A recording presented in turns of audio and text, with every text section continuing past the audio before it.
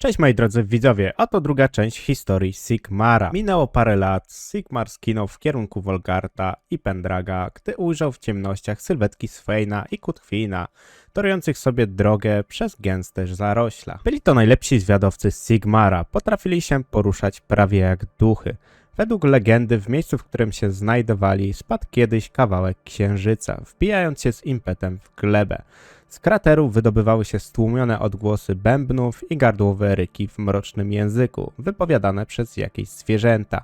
Na powrót zwiadowców oczekiwało 50 odzianych w wilcze skóry jeźdźców, a Sigmar modlił się o to, aby warunki do ataku były korzystne.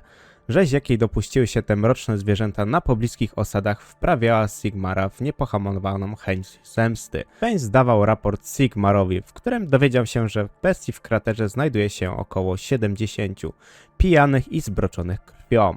W kraterze nie brakowało również jeńców, którzy byli w ciężkim położeniu, ponieważ bestie robiły sobie z nich ucztę. Sigmar szybko obmyślił plan ataku i chciał zwabić wszystkie bestie na siebie i paru jeźdźców, a reszta miała się podzielić na dwa oddziały, które zaatakują z flank. Po środku dna krateru wznosił się wielki czarny kamień, otoczony tłumem bestii, na którym wyryto plugawe runy, mówiące o rzezi i rozpuście. Olbrzymi stwór o głowie byka, odziany był w poszarpaną czarną szatę, wyrwał właśnie serce z klatki piersiowej żywego więźnia, a jego towarzysze ściśnieli się w lunatycznym zapamiętaniu. Na samą myśl, że jeńcy byli bici i zjadani żywcem, w Sigmarze aż gotowała się złość. Sigmar ruszył do ataku i był również odgłos rogu, sygnalizujący szarżę na przeciwnika, by skupić na sobie jego uwagę. Centaury zaczęły szarżować w różne strony, z okrzykiem bojowym na ustach, dzierżąc długie topory i kolczaste maczugi. Sigmar ruszył na olbrzymie monstrum, które stało po środku i widział, jak przy nim tańczyły płomienie i rzucał błyskawice na polu bitwy. Sigmar czuł, jak w młocie ożywa niewyobrażalna energia i rzucił z całych sił młotem w straszne monstrum. Czaszka potwora pękła na pół od tego potężnego uderzenia młotem, a wokoło rozprysła się krew i odłamki kości. Wolfgar stał w centrum krateru i zabijał pozostałości bestii. I po chwili już nie było żadnej żywej bestii w pobliżu. Wyprawa okazała się sukcesem, mimo że pomagali oni plemieniu Asbornów, w którym rządziła piękna, a zarazem dzika królowa Freya. Sigmar liczył, że pomagając innym plemionom zbliży się do złożenia przysiąg poprzez tamte plemiona. W Rengdorfie działo się dosyć dobrze. Dzięki pomocy mistrza Alaryka powstała szkoła, do której dzieci chodziły 2 razy w tygodniu i uczyli się o świecie poza Rengdorfem. Miasto rozwijało się szybciej niż ktokolwiek sądził, że jest to możliwe.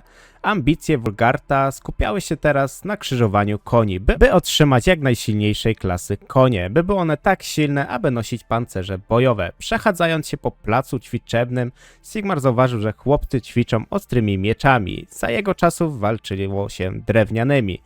To go zdziwiło, ale wywołało również podziw. Nagle jeden z chłopców został ranny i był to początek przepowiedni, którą usłyszał Gereon od wiedźmy. Gereon, brat Trinovantesa, przez ostatnie parę lat służył Sigmarowi w potyczkach, nieraz ratując mu życie. Przy tym i on zasłużył na szacunek wszystkich braci miecza. Gereon był jednym z najlepszych osób władających mieczem i pomagał w ćwiczeniu chłopców. Sigmar usłyszał dźwięk dzwonów ostrzegawczych, które biły tak głośno, że postawiły wszystkich mieszkańców miasta na nogi. Setki ludzi kroczyli na południe wzdłuż środkowej drogi, którzy stąpali w stronę Rengdorfu. Zauważył wśród setek mężczyzn i kobiet Ravenę w długiej zielonej sukni poplamionej przez błoto. Niosła ona płaczące dziecko w ramionach. Sigmar rozkazał natychmiast otworzyć bramę. Ravena opowiedziała Sigmarowi, że Herusenów najechali Norsowie, czyli ludy północy, które właśnie wyruszyły na wojnę. Norsowie byli krwiożerczymi północnymi plemionami i wyprawiali się na południe, niosąc śmierć, zniszczenie i grozę. Ostatni raz Norsowie wyprawiali się na południe kilkadziesiąt lat temu, ale starszyzna Rengdorfów wciąż przytaczała opowieści o przerażającym wrogu. Przybyli również wysłannicy króla Krugara i króla Olajsa. Król Bjorn wypytał emisariuszy, jak oceniają siły Norsów i otrzymał szybką, ale przerażającą odpowiedź. Prawie 6000 Norsów. Dowiedzieli się również, że zaginione plemiona powróciły. Byli to wysocy mężczyźni na czarnych rumakach, uzbrojeni w długie lanse i odziani w mosiężne zbroje. Ci sami, którzy czczą przeklętych bogów i wśród których rodzą się szamani, potrafiący wzywać tych bogów, aby jednym płomieniem spopielili najpotężniejszego wroga. Emisariusze poprosili o wsparcie w ich sprawie i wysłanie armii króla Bjorna wraz z swoimi armiami na Norsów, by odeprzeć tą zarazę, skąd przybyli. Trwały przygotowania do wymarszu armii na Norsów. Wtedy Bjorn powiedział Sigmarowi, że musi on pozostać w Rengdorfie z garstką wojowników, by bronić miasta, a on wyruszy na czele armii do walki z Norsami. Sigmar był bardzo niezadowolony z takiego rozwoju wydarzeń, ale po jakimś czasie pojął, jak ciężkie brzemię otrzymał. Armia króla Bjorna wyruszyła na północ, a wioska Ubersreik została zniszczona. Zatem Sigmar wyruszył z Wolgartem i oddziałem na zbadanie wioski. Okazało się, że król Artur najechał ich ziemię i wymordował całą wioskę. Zapewne sprawdzał, jak wygląda sytuacja na ziemiach króla Bjorna po opuszczeniu armii z Rengdorfu.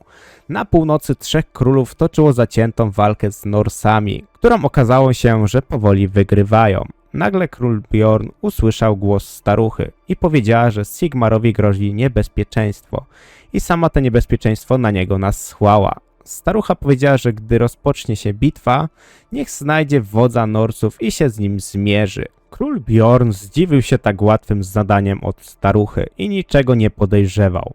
Nastał ranek, król Bjorn odnalazł na polu bitwy wodza Norsów, który był na koniu i za wszelką cenę podczas bitwy przebijał się do niego. Gdy był już tak blisko wodza, pokonał go bez żadnych problemów, lecz zapłacił ogromną cenę za to. Norsowie, widząc, że ich wódz poległ, rzucili się w szale na króla Bjorna, którego przeszyli wiele razy mieczem. Ravena po upojnej nocy z Sigmarem zaproponowała, żeby poszli popływać, bo ma na to ochotę.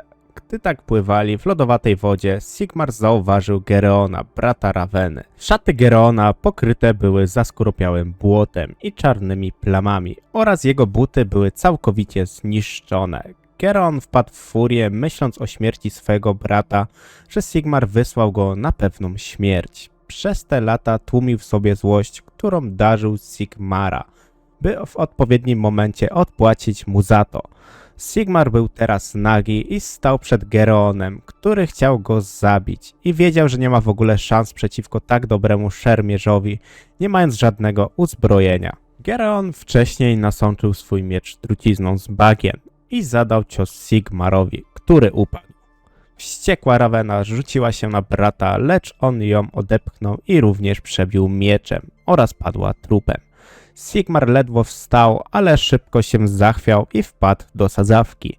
Rybak wypłynął jak każdego ranka na połów ryb, ale to co złowił szokowało go. Był to Sigmar, którego rybak poznał i szybko przetransportował do Rengdorfu. Volgard i Pendrag pomogli rybakowi i szybko pobiegli po Kradoka, czyli najlepszego medyka w Rengdorfie. Volgard i Kradok i Pendrag zaczęli rozmyślać, jak do tego doszło, że tak potężny wojownik jak Sigmar został pokonany, ale szybko doszli do tego, że był on nieuzbrojony ze względu jego nagości. Szare pustkowia. Tutaj teraz znajdował się Sigmar i król Bjorn. Była to droga do królestwa Mora. Jeden z nich mógł tylko wyjść z szarych pustkowi. Zauważyli w oddali demony, które czyhały na nich. Nagle pojawiła się armia przodków i wojowników z królestwa Bjorna i zaczęła się zażarta walka między wojownikami a demonami. Sigmar dostał amulet od Bjorna, który umożliwił mu powrót do świata żywych. Król Bjorn zyskał dla Sigmara trochę czasu, który mógł teraz opuścić te pustkowia. Imię Gereona zostało przeklęte przez Sigmara i powoli powraca on do pełni sił. Armia z północy powróciła, a wraz z nią Alfgeirs oraz martwy król Bjorn. Sigmar wiedział już wcześniej, że jego ojciec umarł dzięki szarym pustkowiom. Nadszedł czas na wysłanie posłańców z wieścią o nowym królu i śmierci króla Bjorna oraz odbyciu się pogrzebu wielkiego króla. Wielu królów przybyło na pogrzeb, nawet królowa Freya przybyła ze wschodu na czele hałaśliwej kolumny rydwanów. Nagle podjechała królowa Freya, przełamała trójzębną włócznię na pół i rzuciła odłamki Sigmarowi pod stopy, a następnie chwyciła go w objęciach i przyciągnęła do siebie, namiętnie całując w usta. Wojowniczki Asbornów, czyli groźne kobiety o nagich ciałach, pokryte malunkami, odjechali z miasta, aby rozbić obóz należących odłogiem polach, poza murami Rengdorfu. Przybył również niespodziewany gość, król Kurgan, żelaznobrody, który opowiadał o męstwie króla Bjorna i Sigmara, że uratował go przed wodzem orków. Król krasnoludów dodał, że jego młot to nie tylko potężna pradawna broń, ale jest i też symbolem tego, co można osiągnąć poprzez zjednoczenie. Sigmar wezwał Herusenów i Talentów. Sigmar wezwał króla Krugara i króla Oloesa do wypełnienia przysięgi złożonej jego ojcu i wrócili na północ, by dokonać zemsty na Norsach. Spalili ich prawie wszystkie okręty, a ludność wybili. Wolgard i Pendrag myśleli, że po pokonaniu wrócą po prostu do domu, ale Sigmar miał jeszcze inny plan. Chciał on odpłacić za spalenie wioski, gdy król Bjorn toczył wojnę z Norsami, czyli czas na Artura. Sigmar ujrzał górę Fauslag, z której Artur sprawował rządy nad swym ludem. Gdy armia znalazła się już blisko bardzo wysokiej góry, wyjechał naprzeciwko ich Mersa, wieczny wojownik króla Teugenów, i nakazał im opuścić tę ziemię, inaczej czeka ich śmierć. Mersa odjechał, a Sigmar postanowił zrobić szaleńczą misję i spiąć się na najwyższą górę, jaką widział w życiu. Nie był to dobrze przemyślany plan, który groził po pierwsze możliwością upadku i śmierci oraz co się stanie, gdy się wespną z garstką ludzi. Sigmarowi udało się wspiąć na górę i dostać do miasta, a tam czekał już Mersa z łucznikami wcelowanymi w Sigmara. Wiedział, że jedno złe słowo i będzie jego koniec. Sigmar poprosił Mersę, by poprowadził go do króla Artura. Król Artur stał przy starodawnych kamieniach, modląc się o śmierć Sigmara. Ostrze Artura było w istocie błyskawicą zamrożoną przez oddech lodowatego smoka. Sigmar wyzwał Artura na pojedynek, który miał zadecydować o połączeniu się plemion. Walka z Arturem nie była łatwa. Jego broń była znakomita, jak i sam Artur był znakomitym szermierzem, mimo wieku. Nagle młot Sigmara i znakomity miecz Artura zderzyły się. Miecz Artura rozpadł się na 1000 kawałków, a Sigmar wymierzył ostateczny cios w głowę króla Artura. Mersa przysiągł wierność Sigmarowi oraz Sigmar przysiągł nigdy nie opuścić ludu Myrsy. Sigmar przygotował 4 wozy wypełnione najlepszymi broniami i zbrojami oraz stąpało 6 potężnie zbudowanych koni o szerokich klatach piersiowych. Były to dary, które chciał przekazać królowej Frey w zamian za przysięgę miecza. Zjednoczenie dla Sigmara było najważniejsze za wszelką cenę. Długo szukali kryjówki królowej Frey, ale przez wiele czasu nie mogli trafić na żaden ślad. Nagle z ukrycia wyszły nagie wojowniczki, które otoczyły oddziały Sigmara. Stały one nieruchomo, każda wojowniczka dzierżyła 2 miecze i pokryta była straszliwymi wojennymi tatuażami. Sigmar ledwo mógł uwierzyć, że wpadł w taką zasadzkę, gdyż otaczało ich ponad 300 wojowniczek. Właśnie w tej chwili podjechała Elbec z Asbornów i ogłosiła, że królowa Freya uznała Sigmara za przyjaciela i podążą do jej królestwa, tylko we dwoje wraz z Wolgardem. Sigmarowi i Wolgartowi zostały nałożone ciasno opaski, żeby nie zapamiętali drogi do ukrytego królestwa Frey. Sigmarowi i Wolgartowi zostały ściągnięte opaski i królowa Freya, która była naga oprócz złotego naszyjnika i skórzanego kiltu z rozcięciem oraz płaszczu z błyszczącej brązowej plecionki kolczej. Sigmar opowiedział Frey o darach, które dla niej posiada, a ona była zadowolona z tych darów, lecz oczekiwała czegoś jeszcze. On i Freya po godzinach szaleńczo uprawianej miłości ostatecznie złożyli sobie przysięgę miecza. Miał wrażenie, jakby ktoś go wychłostał. Pierś od ramion aż po biodra płonęły mu od śladów zębów Frey. Spodnie boleśnie obcierały lędźwie, gdy wreszcie zdołał się podnieść z jej łoża i je włożyć. Od tej pory lud Sigmara i Frey stał się jednym ludem, co było dużą korzyścią dla planów Sigmara. Maid odprowadziła Sigmara do jego ludzi i spytała, czy wszyscy ubrogeńscy mężczyźni są tak silni, a Sigmar przytaknął. Macbeth skinęła głową i minęła go, po czym stanęła z twarzą w twarz z Folkartem. Zanim brat miecza zdążył się odezwać, wojowniczka chwyciła go jedną dłonią za szyję, a drugą wsunęła mu między nogi, przyciągając go do siebie w długim i namiętnym pocałunku. Cormac, krwawy topór, stał na brzegu Morza Szarego jak popiół i wpatrywał się w to, co pozostało z niegdyś z jego dumnego ludu. Sigmar i jego żołnierze wypędzili ich z ojczyzny i skazali na tułaczkę, która zaprowadziła ich do zapomnianego miejsca na krańcu świata. Południowe brzegi przeklętej krainy były ponure i pokryte wiecznym śniegiem. Między rozrzuconymi na wybrzeżu osadami hulał wiatr o takiej sile, jakby został wzbudzony oddech lodowatego demona. Budynki tworzące osady zostały zbudowane z resztek desek pozostałych po wilczych okrętach. W ten sposób wspaniałe statki, które przez lata niosły do boju oddziały morskich wilków z ludu Norsów, zakończyły haniebny żywot. Dumny lud, który zamieszkiwał dwory mieszczące setki wojowników i ogrzewane ciepłem wielkich palenisk, teraz musiał gnieździć się w lichych szałasach i wilgotnych jaskiniach. Obok Cormaca stał Kark-Ocaden, przygarbiony mistyk, który na dworze jego zmarłego ojca, zamordowanego króla Norsów, przekazywał i tłumaczył znaki zesłane przez bogów.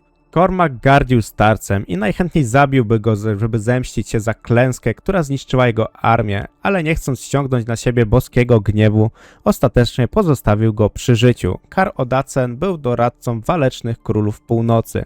Najstarsi szeptali, że był on prawą ręką pradziada Cormaca. Tysiące Norsów zginęło w płomieniach, drugie tyle utonęło w morskich odmętach. Któregoś dnia Sigmar i jego sprzymierzeńcy zapłacą za to. Cormac ślubował, że on i ci, którzy przyjdą z nim, kiedyś znowu wyprawią się przez wielką wodę i z pieśnią wojenną na ustach wylądują na południowym wybrzeżu. Cormac wraz z Kar-Odacenem czekali przy brzegu, gdy nagle Odacen powiedział, że nadchodzi ten, który będzie potężniejszy od nas wszystkich, nawet od ciebie, Cormacu. Łódź takich rozmiarów nie była przeznaczona do pokonywania tak dalekich przestrzeni i Cormac był zdumiony, że komuś udało się w tej łupinie przepłynąć ocean. Cormac wskoczył do wody, żeby holować łódkę w stronę brzegu i myślał, że zamarznie na śmierć. Mężczyzna na łodzi był nieogolony, a także z pewnością niedożywiony, ale uderzająco przystojny. Mężczyzna spróbował chwycić za broń chwilę po tym, jak otworzył oczy. Cormac wyciągnął dłoń i wyrwał osłabionemu mężczyźnie broń z ręki. Mężczyzna wziął duży łyk wody i w końcu powiedział swe imię, a brzmiało ono Gereon. Tak, był to ten sam Gereon, który próbował zabić Sigmara, a który zabił swoją siostrę Ravenę. Kar-Odacen powiedział, że to było imię, które nosiłeś w poprzednim życiu. Powinieneś teraz mieć nowe imię. To, które wieki temu nadali ci bogowie północy. Od tej pory będziesz się zwał Azazel. Sigmar poczuł nagle na barkach ciężar swoich 26 lat. W duchu na myśl o tym, że przyjdzie mu dzisiaj zmierzyć się na polu bitwy nie z zielonoskórymi, a z ludzkim plemieniem, na dzikich terenach kraju Turingian stacjonowało niemal 12 000 żołnierzy, gotowych do stawienia czoła wojownikom króla Otwina, o ciałach pokrytych malunkami. W powietrzu unosił się zapach gotującego mięsa i owsianki. Większość wojowników jednak już posiliła się umiarkowanie, wiedząc, że nie jest dobrze wyruszać do walki, mając pełen pęcherz i elita. Król Otwin nie miał szans wygrać z 12-tysięczną armią Sigmara. Przewyższała jego armię co najmniej dwukrotnie. Duma króla Otwina skazywała jego plemię na krwawą rzeź. Choć plemię króla Otwina stanowili berserkowie, którzy w szale bitewnym potrafili wiele zdziałać i byli jakby odporni na rany lub bardziej nie zwracali na nie po prostu uwagi. Wolgard wyprawił się z powrotem na wschód krótko po tym, gdy wrócili z misji u królowej Frey, a następnie całą zimę spędził z Asbornami. Kiedy na wiosnę powrócił z dumą, prezentował wszystkim swój tatuaż na ramieniu, znak swoich zarękowin z Maebdebek. Mieli zostać sobie poślubieni przy kamieniu przysiąg w Reingdorfie, gdy krwawy spór z królem Otwinem dobiegnie końca. Sigmar cieszył się ze szczęścia przyjaciela i z niecierpliwością wyczekiwał hucznych zabaw, które zawsze następowały po ceremonii zaślubin. Sigmar się zamyślił i nawet kiedy trzymał w objęciach Freję, wyobrażał sobie, że jest z Raveną.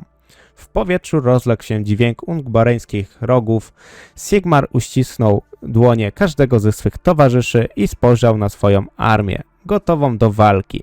Sigmar wraz z Pendragiem i Wolgartem poczekali, aż ruczący Turyngianie dotrą jak najbliżej. Większość atakujących była naga, a ich ciała pokrywały kolorowe malunki w kształcie spirali, podczas gdy włosy mieli postawione w szpice, usztywnione za pomocą błota zmieszanego z kredą, dzierżyli olbrzymie miecze i topory, a ich oczy płonęły szaleństwem.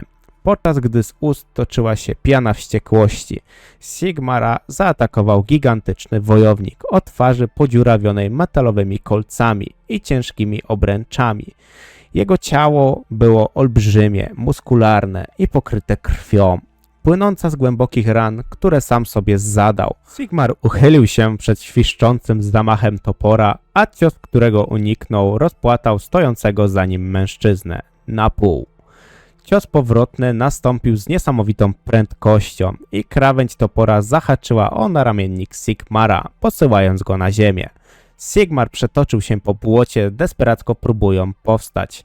W jego stronę ciśnięto włócznie, ale zdołał ją odbić przed ramieniem. Ostrze włóczni uderzyło w ziemię obok niego, a Sigmar kopnął włócznika, gruchocąc jego rzepkę i zmuszając go do odwrotu. Ślizgał się w błocie, które utworzyło się pod stopami od potu i krwi walczących mężczyzn. Ledwo powstał na nogi, gdy cios miecza przeciął jego pierś, niszcząc żelazne wiązania, które rozprysnęły się od potężnego uderzenia. Usztywniały podkoszulek, który miał na sobie. Został on przecięty, ale ta koszulka kolcza przejęła na siebie największą siłę uderzenia.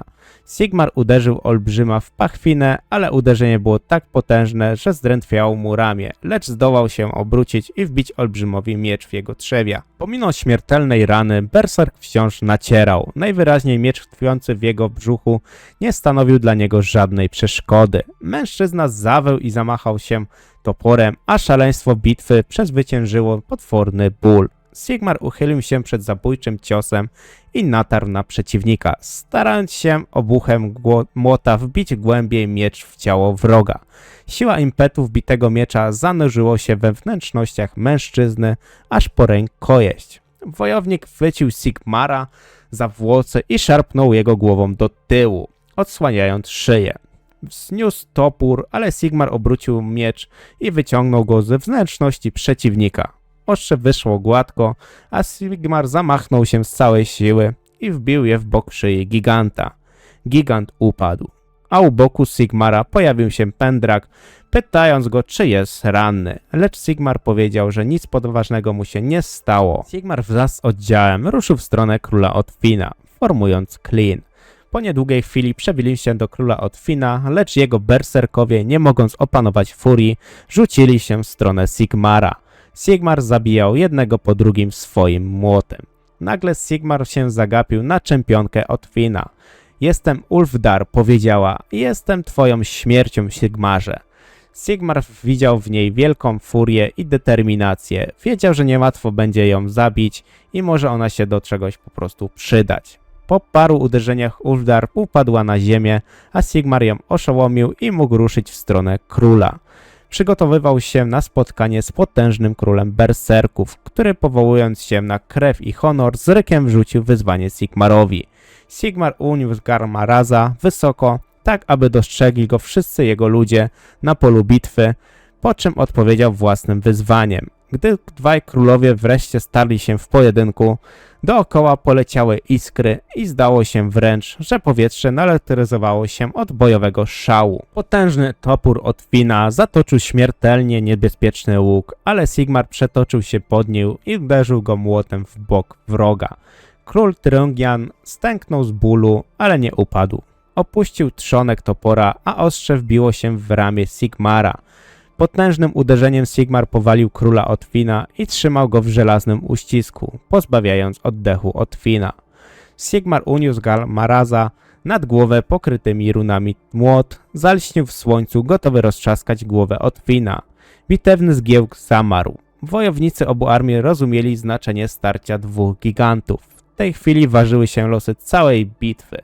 Sigmar opuścił swój młot i pomógł Otwinowi podnieść się z klęczek, wciąż jednak trzymając jego szyję w żelaznym uścisku, dopóki nie ujrzał, że nienaturalny blask szału bojowego znika z jego oczu. Gdy Sigmar puścił go wolno, berserk wziął najpierw głęboki oddech, po czym spojrzał Sigmarowi w oczy, bez śladu strachu czy wstydu.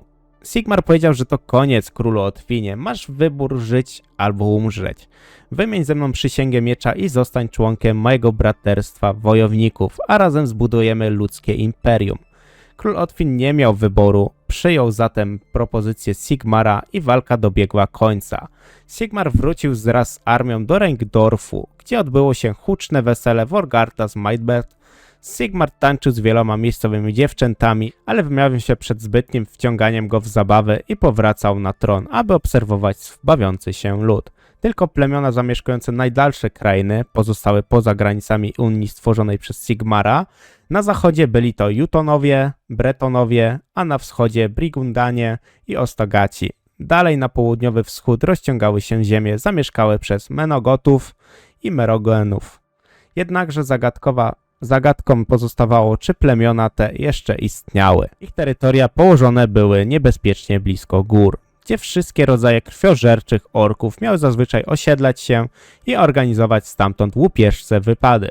Sigmar ukradkiem wymknął się z sali biesiadnej i udało mu się uniknąć patroli. Ponieważ znał krok strażników i ich rozkład patroli lepiej niż ktokolwiek inny, Sigmar przedzierał się przez ciemne drzewa, odtwarzając w pamięci chwile minione dawno temu, kiedy kroczył tą samą drogą pełen ufnej wiary w przyszłość.